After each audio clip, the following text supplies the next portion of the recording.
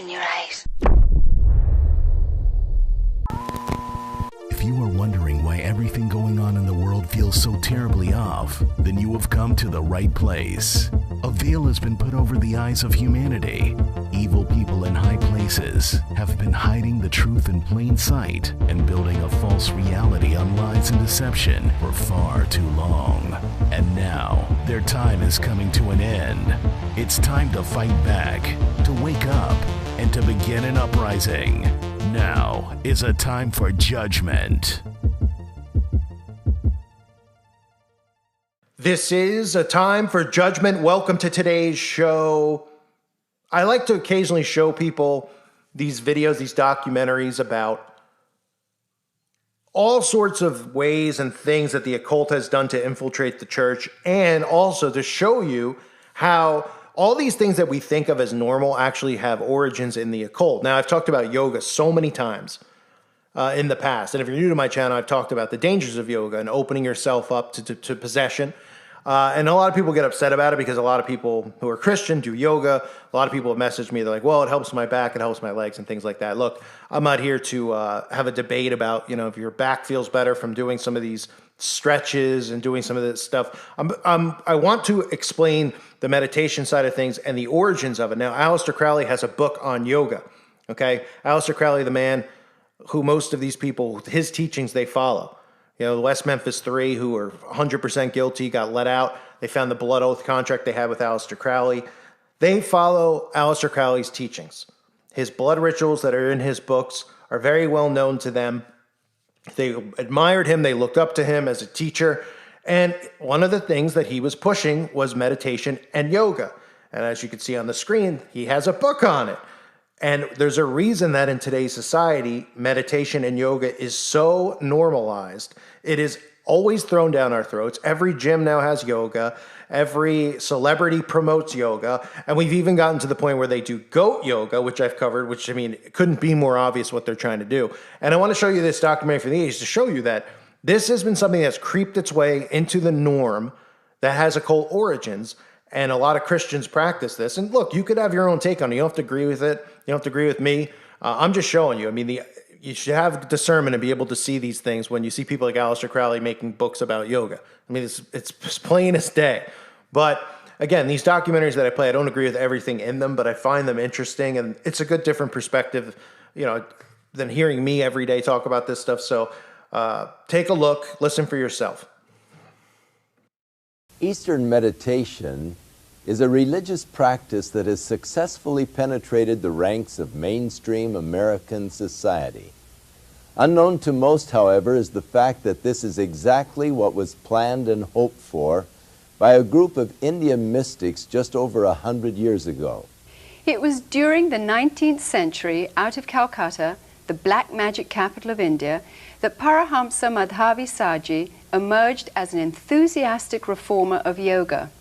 He deliberately changed the packaging of this ancient religious practice so as to make it more acceptable to the Western mindset. Since that time, a new modern scientific approach, having been aggressively marketed by leading gurus and their disciples, has now taken root in the American consciousness.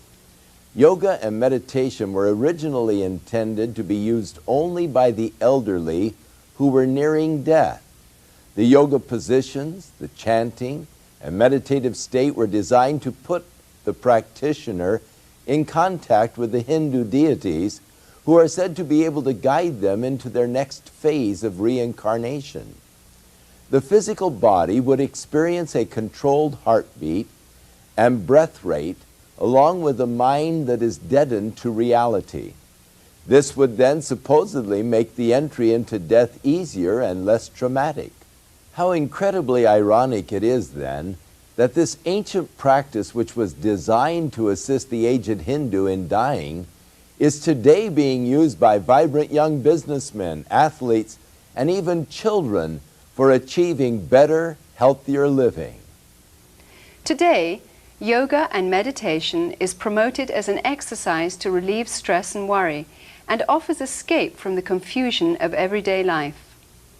It is acknowledged to lower blood pressure and claims to offer freedom from poverty and suffering by supplying good health and wealth. Yoga and meditation have now been incorporated into a number of branches of medicine. Many large businesses require their employees to practice it, hoping to stimulate higher productivity. Members of the United Nations and the Pentagon are encouraged to meditate before considering major decisions.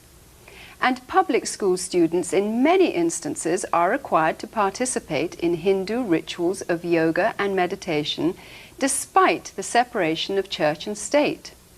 The danger lies in the fact that despite its packaging, despite its surface benefits, and despite its claims to the contrary, meditation remains as it was originally designed, a religious practice used for making contact with a dark spiritual realm.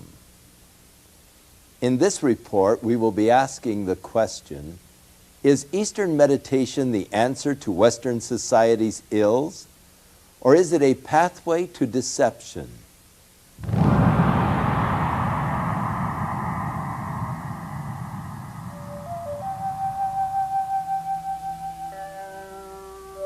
India, land of mystery, is the 7th largest landmass and 2nd most populated nation in the world.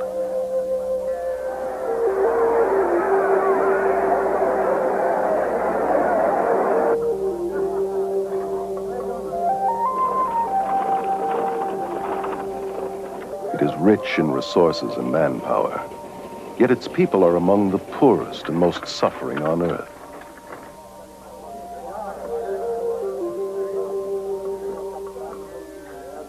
Millions of Indians suffer from malnutrition, disease, and poverty. The people are apathetic because their religion has taught them to be detached observers, disregarding the agonizing lifestyle which imprisons them.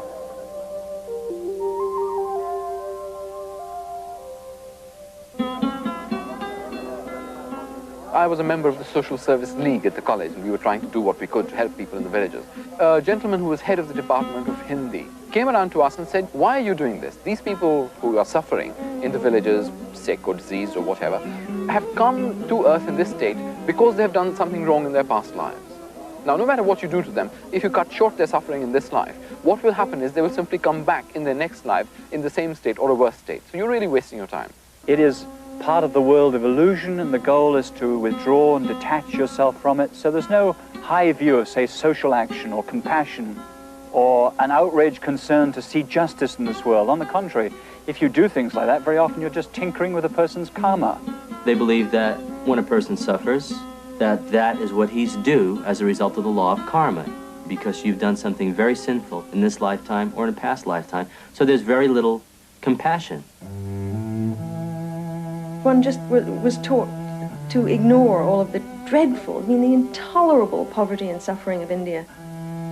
There were beggars clustering around the gates of the ashram, day and night, children starving, living in little huts, surrounding what was supposed to be a religious community. The contradiction was disgusting to me, but most of the sannyasins failed to notice it. It appeared not to bother them in the least.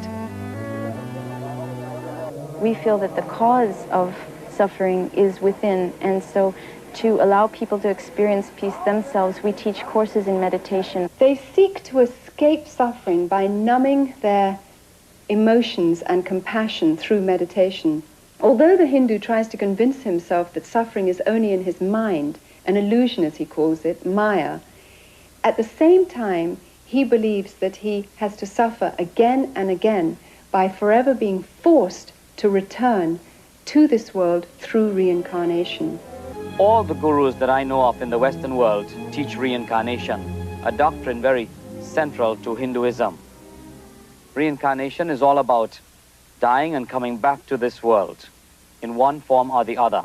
Hare Krishna people believe in transmigration of the soul, as they prefer to call it, traveling from body to body to body.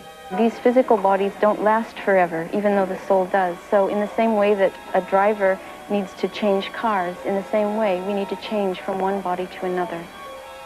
Gandhi called reincarnation a burden too great to bear. Yet it is being eagerly embraced in the West in diluted form, as part of a patent blend of Hinduism and Zen Buddhism. camouflaged with psychological terminology.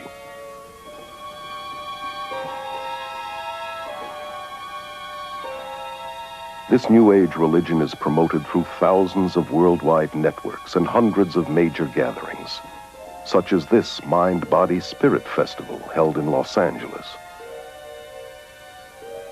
It is a westernized version of India's Kumbh Mela and promotes many of the same gurus and practices, from astrology and palmistry to psychic readings, healings,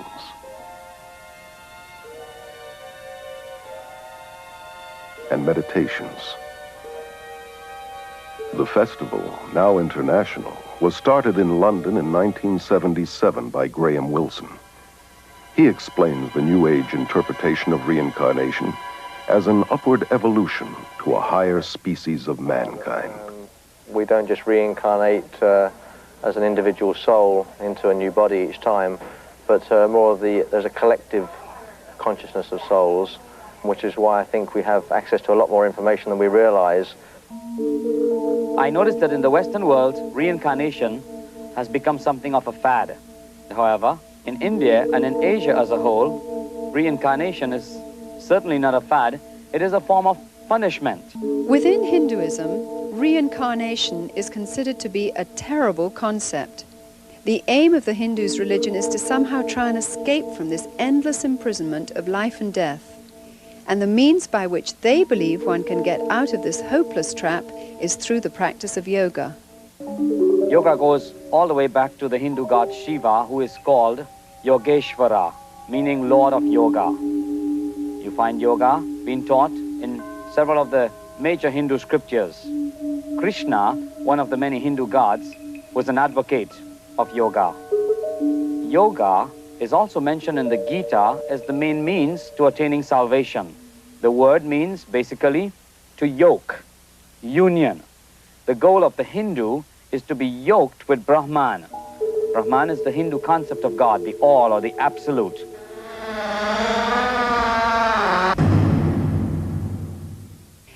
Dave Hunt is an internationally recognized cult expert and best-selling author of more than a dozen books dealing with Eastern mysticism, psychic phenomenon, cults, and the occult. I recently asked Dave to share his thoughts concerning the Eastern religious concepts of meditation, reincarnation, and karma. Karma says that what you sow, you will reap. If I'm a husband in this life who beats his wife, I must come back in the next life as a wife who's beaten by her husband, which means that then my husband in that life must come back as a wife who's beaten by her husband. And it goes on and on. If I'm a murderer, I must become the victim of a murder, which means that the one who murders me must then become the victim of a murder. So karma does not solve the problem of evil, it perpetuates evil. Now, whether you want to believe it or not, in contrast, the Bible says, yes, we do suffer the consequences of our deeds, but at the hands of a righteous God, who has made a provision for our sins through God himself becoming a man to die for our sins. And if we accept his payment of the judgment we deserve, then we're forgiven. So the Bible does offer a solution to evil, whereas karma, in my opinion, does not. Gandhi called reincarnation a burden too great to bear. Yet more than 60% of people today in the West believe in this. Why do they find it so appealing?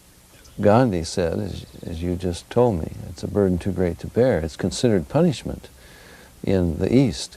It's popularized and fantasized in the West, and it's put off as some kind of an escape.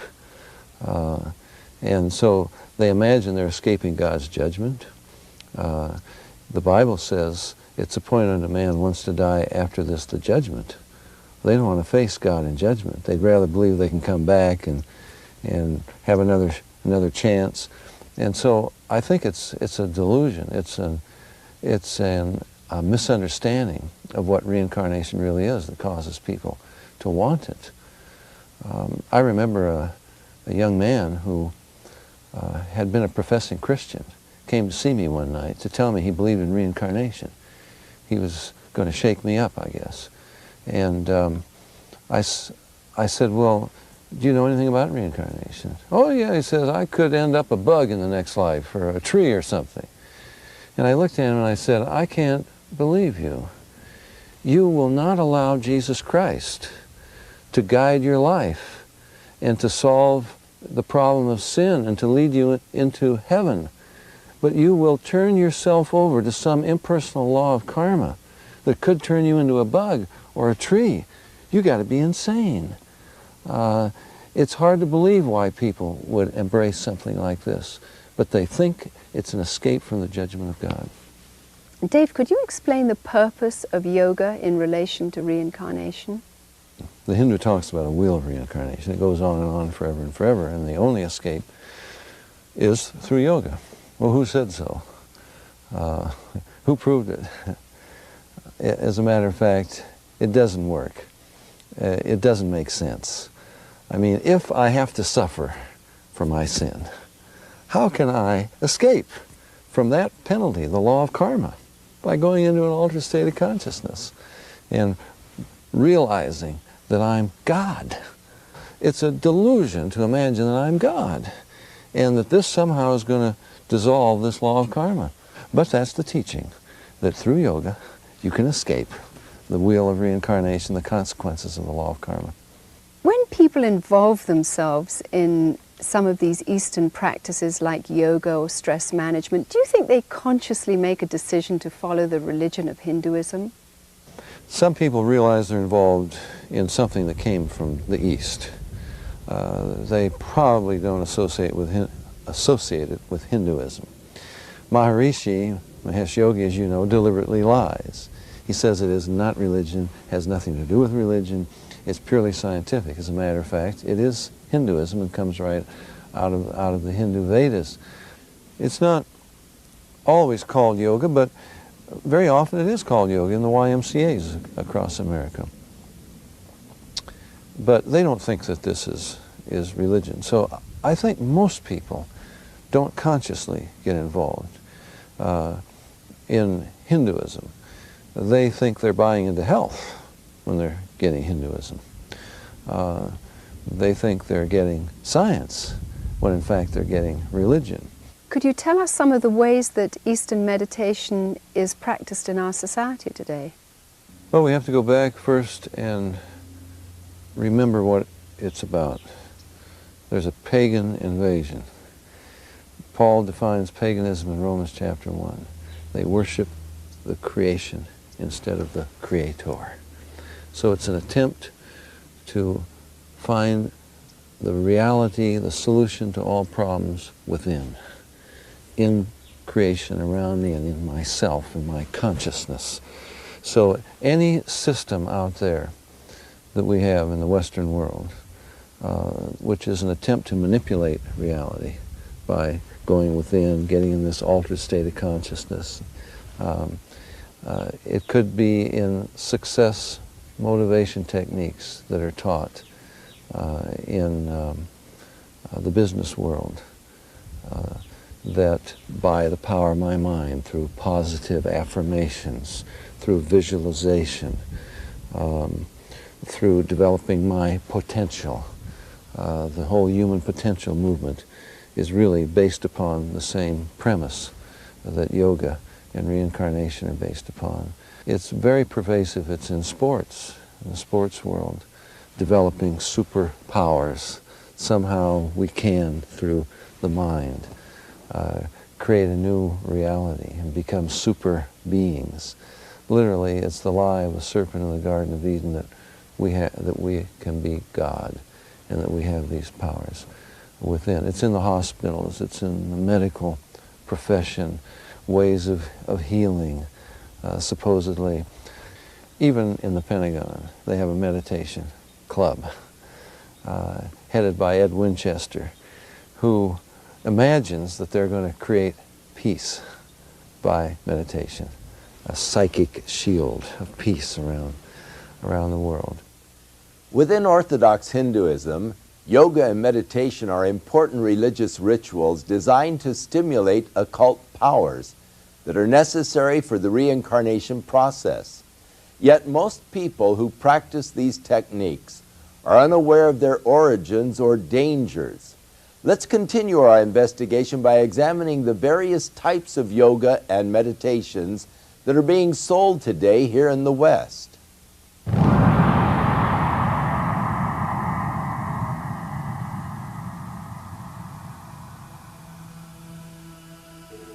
Yoga, in its many westernized forms, is also at the heart of the New Age movement that has adopted Hinduism's basic beliefs and goals. In spite of the seeming variety and hundreds of competitive schools of yoga, all forms come out of India and lead into the occult, though most Westerners are not aware of this. Yoga techniques include breathing exercises, or prana, positions called asanas, dissolving the mind, known as laya, psychic powers called siddhis, repetitious chanting, named mantra, and deliberately cultivating black magic, known as tantra. In my extensive travels in India, I have encountered a number of Westerners who have got into Hinduism and begun following Hindu gurus as a result of a very simple initiation into a yoga class.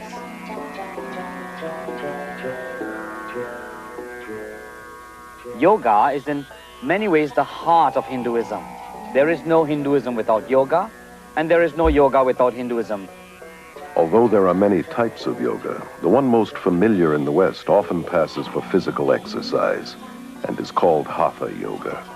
It promises mental and physical health, but its Hindu roots and real goal to yoke with Brahman are seldom taught.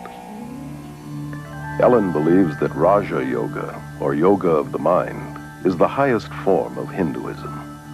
The Brahma Kumari's Raj Yoga is a form of meditation where the soul begins to understand itself clearly and has a connection with the Supreme Being. Raj means royal and yoga means union, so the link with the Supreme Being. And through this yoga, I become the ruler over my own self, over my mind and my life. Johanna Michelson, former yoga teacher and assistant to a psychic surgeon, tells of her experiences in the occult in her autobiography, The Beautiful Side of Evil. Another word for mantra is charm, or to cast a spell, if you will. And in mantra yoga, a word or a phrase or the name of a demon god is repeated over and over and over again to bring the individual to a vibration level that will attract that which is being chanted for, to bring about the desired effect. It's exactly what the white witches and magicians, so-called, use in the casting of their spells. We were always told, no, it's just a meaningless sound. Had nothing to do with Hindu gods. But every time a person would sit down, they'd be invoking a Hindu god by thinking that mantra over and over again, be stronger in their life. The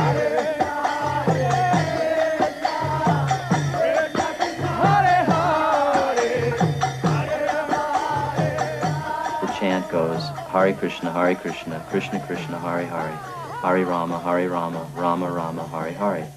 108 mantras is one round, and they chant that 16 times a day. That takes 2 hours to do every day. That's the minimum requirement the guru exacts from that. It's sometimes referred to as a hypnotizing or brainwash technique, because whenever you're having a problem or running into some confrontation, you retreat to the security of the chanting instead of thinking a problem through. George Harrison of the Beatles made mantra yoga acceptable to the world through his song My Sweet Lord, where he incorporated the chant to a Hindu god, Hare Krishna, simultaneously with the biblical shout of praise, Hallelujah.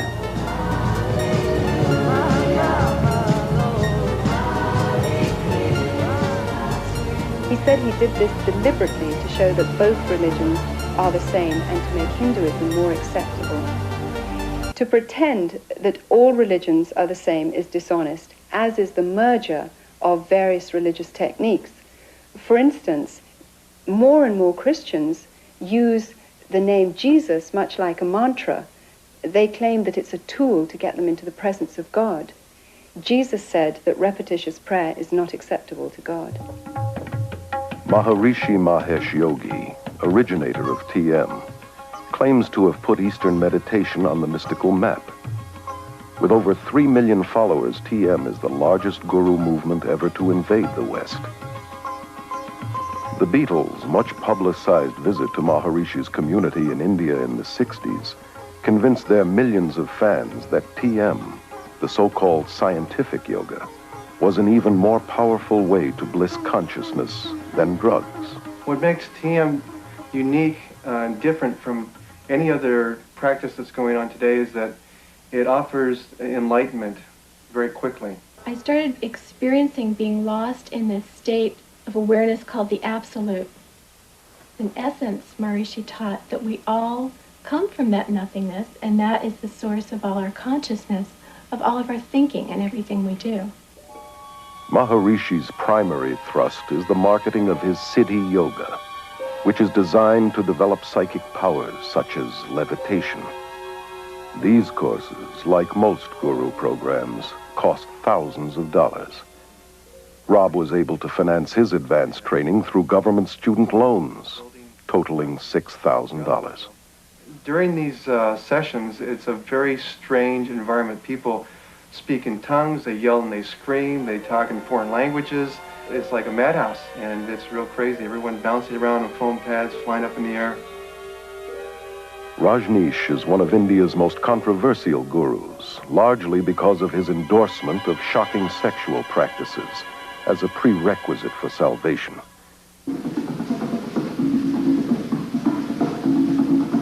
His brand of yoga, called dynamic meditation, is a new age combination of Hinduism and psychotherapies.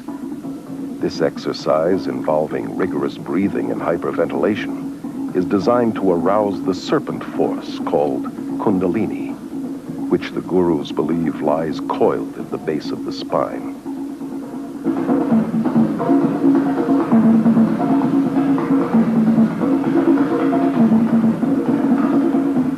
I did dynamic meditation every day. We also called it Kundalini meditation. It starts off with a cathartic breathing, and the reason for it is just to move your energy and to get you out of your head and into your body, and you just breathe.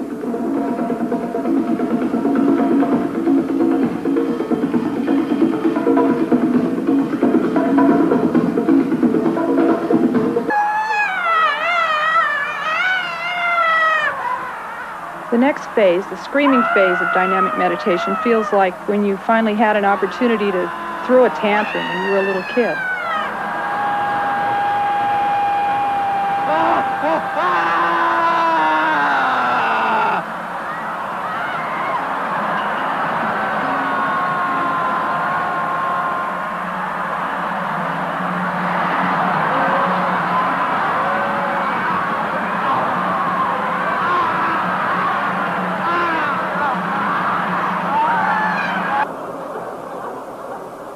By the time you get to the third phase of jumping up and down and yelling "Who?" there at all, and so it's pretty hard to remember what happens when you're there. I guess the closest thing I can associate it with is mindlessness. You get to a place where your mind actually leaves your body. Your body's just jumping up and down, and your voice from your gut is yelling "Who?" and you're not doing it anymore. You become one with this whole energy.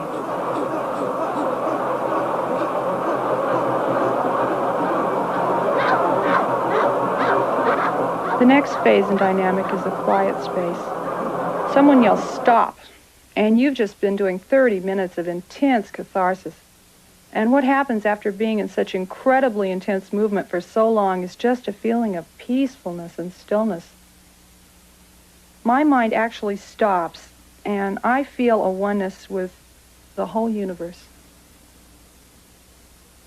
There have been glowing reports published giving credit to the gurus and their pseudo-psychological techniques, but neglecting to mention the thousands of cases of emotional and mental breakdowns, insanity, suicide, beatings, murder, rapes going on in guru centers, various guru centers worldwide. It is alarming to realize these dangerous techniques for enlightenment are being incorporated in psychotherapies, self-help seminars, and are even being accepted in mainstream Protestant and Catholic churches and seminaries. One of the fastest growing yogas in the West today is Tantra. Seductively offered as an exotic means for enhancing one's sexual experiences. Like all yoga, it is designed to provoke possession by Hindu spirits in order to break the chain of reincarnation. In Tantra, advanced disciples indulge in the most degenerate behavior, from human sacrifices to sexual perversion and sorcery. Tantra Yoga is the extreme expression of Hinduism. If you will, it's the black and so-called white magic, in which the Shakti, the Kundalini force, is aroused, the psychic powers that accompany it are in full bloom, and the individual, depending on his personal preference, can channel this force either into the black magic, which includes rites of meditating upon severed heads, human heads in India, and eating bits of flesh and the unconsumed parts of the cremation rites and other practices, horrifying practices. Or they can take it into what they call the white magic part of it, in which they are using this power, this force, for healing, for the benefit of mankind, if you will. Yet Anton LaVey, the Pope of the First Church of Satan, has said it very explicitly. He said that to believe there's any such thing as white magic is mythology. There is no such thing as white magic. All of it has its source in occult psychic power, and it has nothing whatever to do with God. Toby is a yoga teacher at the Scandinavian Yoga and Meditation School in Aarhus, Denmark, which promotes Tantra Yoga. Tantra means to free the mind through expanding the awareness. That means to be able to meet more and more of the reality in everyday life.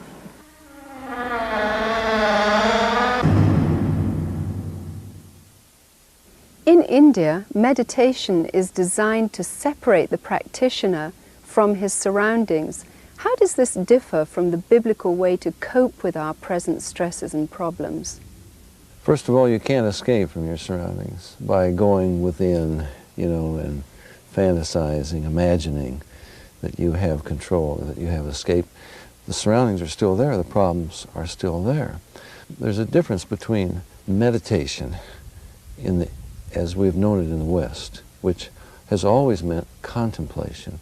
For example, Psalm 1 says, "In his law, God's word, doth he meditate day and night." Psalm 119, he talks about meditating upon his statutes, his precepts, his laws. But in the East, meditation has the opposite meaning. It means you tune it out. You don't contemplate, but you get into an altered state of consciousness. You may focus on a flickering flame or the tip of your nose or the third eye in the middle of your forehead or whatever, but the whole idea is to tune out, to release yourself from conscious thought and from time, space, and the elements and everything around you, and to get into another state, because they believe that we create reality with our minds. And so if you can just blank it out, it doesn't work. It doesn't go away. We don't create reality with our minds. I didn't create the atom, for example. The stars, the distant galaxies. There's a whole universe within the atom that our scientists haven't even discovered. And to suggest that my mind has created my reality, pardon me, it's ludicrous. What are some of the mental and spiritual dangers of Eastern meditation? Well, one of the most obvious is disillusionment. I mean, when you find out you can't manipulate reality with your mind, and you've been told you could. You even have lawsuits now, some horrendous cases. For example, someone who got into LifeSpring and thought that they could manipulate reality with their mind. I remember one case of a woman who thought she could turn a red light to green, with her mind. And she drove through a red light and had a wreck. Well, she sued, and I think she got $800,000 damages, something like that. But there can be a horrible disillusionment, and but the spiritual side of it is even worse. For example, W. Brew Joy, who was a medical doctor who got involved in Eastern mysticism, became a guru. He says, not one person knows what psychic power is. And of course, that's what you develop in these states of consciousness.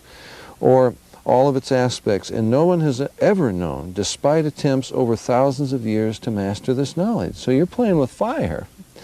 That's what astonishes me, that these people would do it. He says tapping these energies is fire, and the consequences can be psychosis, aggravation of neuroses, acceleration of disease processes, and suicide. So here's a man who says, hey, the water is full of piranhas, but if you dive in and swim fast enough, you might get to the other side, and if you do, you got some terrific powers waiting for you. There are horrible dangers, but the worst danger is spirit contact.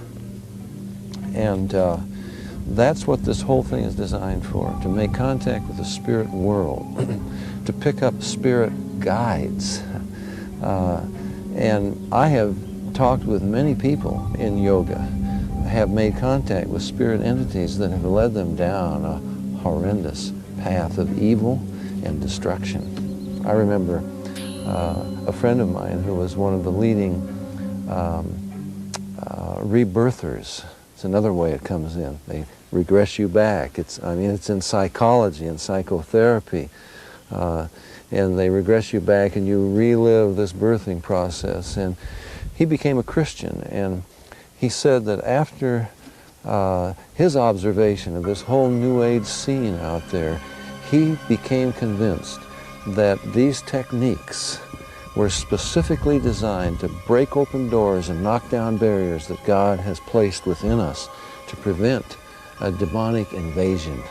And of course, that's what the whole pagan world is about. One of the reasons the Judeo-Christian Bible warns against involvement with the occult, such as tantric yoga and meditation, is because it is said to open one up to spiritual deception by demonic powers whose very purpose is to lead people away from knowing the true God. Tragically, many Christians, after naively practicing these techniques, have felt compelled to alter or reject their beliefs. A common byproduct of meditation is the replacement of God with oneself. Maharishi Mahesh Yogi, originator of Transcendental Meditation, said that the purpose of his meditation is to be still and know that I, the practitioner, am God. After meditating, singer John Denver was quoted as saying, "I can do anything. One of these days I will be God." Actress and best-selling author Shirley MacLaine claims that meditation helped her to realize that she was God.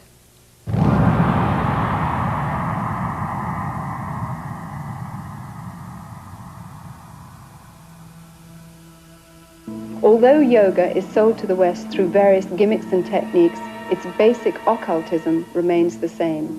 The hope of immortality is at its heart, and the dream of realizing one's own inherent divinity is its ultimate purpose. Becoming a Christ, they call it. Despite the claims that yoga is only physical and non-religious, it is the very essence of Hinduism's spirituality. It eventually leads to the realm of the spiritual, to meditation, where the person looks into himself to find the true self, and in finding the true self, he believes he's finding God. You know, the frightening thing to me now, as I look back, is I started having the experience that I was God. And as God, I could completely structure my life and my universe exactly the way I wanted it. The breathing exercises are designed to teach you to absorb the prana, the energy life force in the cosmos, to channel it into the chakras, the psychic channels, thus awakening the Shakti force, the Kundalini force, and bringing about those psychic powers, which are such an integral and prevalent part in yoga. So very slowly, let's breathe in through our nose. Very slowly, breathe in. Breathe out. There are many dangers in the breathing techniques. Even the writers and the proponents of these exercises are quick to warn that not only do these things trigger emotional and mental diseases, which have been known to place people even in insane asylums for the rest of their lives, but they also recognize that these exercises can open your soul and your mind and your entire being to a takeover by demonic forces. Many people don't realize this, but it's terribly dangerous to go into a meditative state in which the mind is simply left blank, and that ultimately is the purpose of the meditations in yoga. It's like opening the door to a room. Whatever comes through, you have no control over. Many argue that certain yoga techniques can be used as merely exercise, yet that is not yoga's intention. It can be compared to joining the military. While a soldier may get stronger and more vigorous, the purpose of the army is certainly not health care. The aim is to learn how to kill. And so it is with yoga. All yogic exercise was designed to kill the will, mind, and emotions, hence releasing the soul from the endless cycle of reincarnation. I thought I was being strengthened, but what I was really doing is flipping into an altered state of consciousness, a form of self-hypnosis, which is very weakening to the mind and to the body.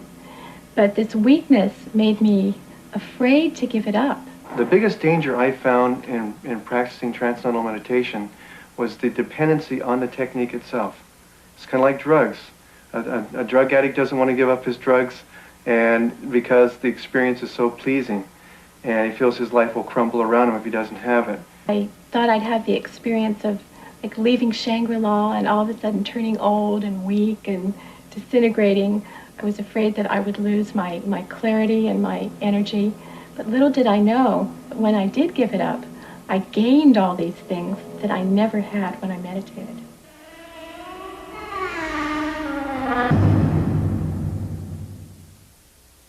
In Psalm 1, David speaks about God's blessed man. One of his characteristics is that he meditated in the law of God both day and night. Paul, when writing to the Philippians, told them that whatsoever things were pure, whatsoever things were good, whatsoever things were holy, think on these things. The result would be that the God of peace would keep your heart and your mind.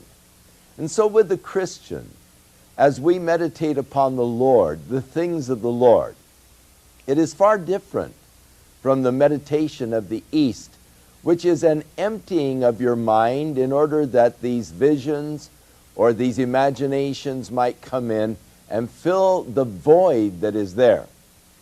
Christian meditation is not creating a mental void. It is actually concentrating on the glory of God, the blessedness of God, and the things of God, which brings the true peace of God to our lives. Satan's counterfeit will lead to a false sense of peace, but in the end will lead to turmoil. Do not accept Satan's substitute, but keep your heart and mind centered upon the Lord and upon Jesus Christ, and you'll find the richness of His peace filling your heart continually. Within all of us, there is a God-shaped vacuum. Throughout the ages, man has attempted to fill that void with the things of the world.